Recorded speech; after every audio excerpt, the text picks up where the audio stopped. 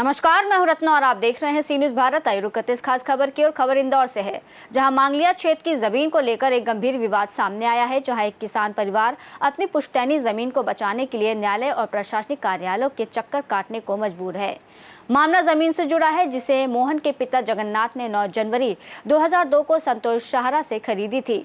पीड़ित मोहन का आरोप है कि उनके पिता अशिक्षित थे और अनुभव की कमी के कारण भूमि का नामांतरण नहीं कराया गया, जिसका फायदा उठाते हुए इस जमीन की रजिस्ट्री पहले राजेश चंद्र सुहाने के नाम पर कर दी गई और बाद में नीलंकर डेवलपर्स के तरनजीत सिंह नारंग के नाम। जब मोहन को इसकी जानकारी मिली तो उन्होंने संबंधित पक्षों को निवेदन कर अवगत कराया, परंतु उन्हें धमकाया गया। पीड़ित ने कई सरकारी दफ्तरों में शिकायत की और न्यायालय में मामला भी दायर किया, लेकिन इसके बावजूद विवादित जमीन पर निर्माण कार्य जारी है और प्लॉट्स का विक्रय खुलेआम किया जा रहा है। पीड़ित का क्या कुछ कहना है, सुनिए। बताइए जमीन का मामला क्या है और कौन लोग इस पे कब्जा कर रहे हैं? मेरे पिताजी ने 2002 में संतोष सहारा से जमीन खरीदी थी और उसके बाद हमारे चाचा जी हैं। इनके पिताजी ने 2002 में संतोष सहारा जी, जो उस समय के प्रतिष्ठित व्यक्ति थे, उनसे 4 बीघा जमीन खरीदी थी। पढ़े लिखे व्यक्ति नहीं होने के कारण वो इस चीज का नामांतरण नहीं कराया, जिसकी वर्तमान में रजिस्ट्री उपलब्ध है। उनकी 2008 में उनकी मृत्यु के पश्चात सहारा परिवार ने यह जमीन 2 लोगों को पृथक पृथक रूप में बेच दी। वर्तमान में नीलंकर डेवलपर्स नारंग जी के नाम से इस पे निर्माण कार्य करा जा रहा है, जिसकी हमने टाउन एंड कंट्री प्लानिंग में भी शिकायत है, एडीएम ऑफिस में भी शिकायत है, न्यायालय में भी पर्सनली वाद लगाया है, फिर भी यहाँ पे निर्माण कार्य रुक नहीं रहा है और धमकियां आए दिन हमारे चाचा जी को मिल रही है कि आप अगर जमीन पे आए तो आपके साथ ये घटना घटित करेंगे, वो करेंगे, और आम लोगों के साथ ये लोग प्लाट बेच के धोखाधड़ी कर रहे हैं। उन लोग धमकियां दे रहे हैं? नारंग जी और दोषी जी। उनका जमीन से लेंगे? उनका नीलंकर डेवलपर्स के नाम से नारंग जी ने पूरी जमीन ली है और डेवलपर कर रहे हैं, जिसमें वर्तमान में भारत सरकार की भी गाइडलाइन है कि किसी भूमि का यदि केस चल रहा है तो उसमें प्लाट की खरीदी बिक्री ना करे। फिर भी ये लोग आप लोगों के सामने सारा कंस्ट्रक्शन है और ये ऑफिस भी बना लिया है और रजिस्ट्रियों की तैयारी कर रहे हैं। कल मैंने दिनांक को दूसरे नंबर से इनको फोन लगाया था, तो इनका कहना था आप जिस नेशनलाइज बैंक से बोलेंगे हम लोन करा देंगे और आप आ जाइए ऑफिस पे, अभी ऑफर रेट चल रहा है, आपको प्लाट दे देंगे। ये वर्तमान में 4600 रुपये स्क्वायर फीट का रेट मांग रहे हैं। आपका नाम? मेरा नाम गौरव। ये मेरे चाचा जी लगते हैं, हम पड़ोसी हैं, इनके पिताजी की गोद में खेला हुआ हूँ मैं।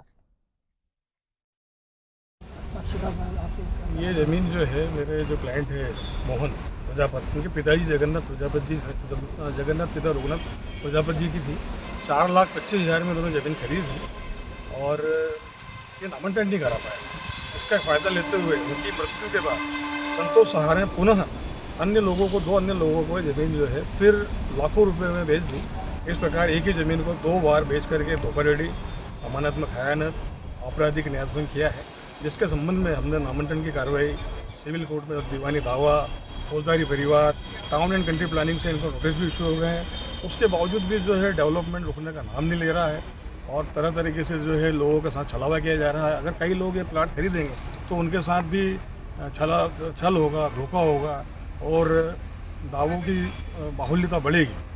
किसी प्रकार का इनको संरक्षण नहीं चाहिए बाकी किसी लोगों को? सक्षम लोग हैं, सब पैसे वाले लोग हैं, तो सक्षमता तो पैसे से ही जाती है। इसके अलावा जो है एक चीज़ और इम्पोर्टेंट है कि न्यायालय तहसीलदार ने धारा 250 की कार्रवाई में इनको कोई किसी प्रकार की कोई रेमेडी नहीं दी, तो ये अवैध कब्जा करे वो, क्योंकि 250 में ये होता है कि पुनः कब्जा कराया जाने वाला।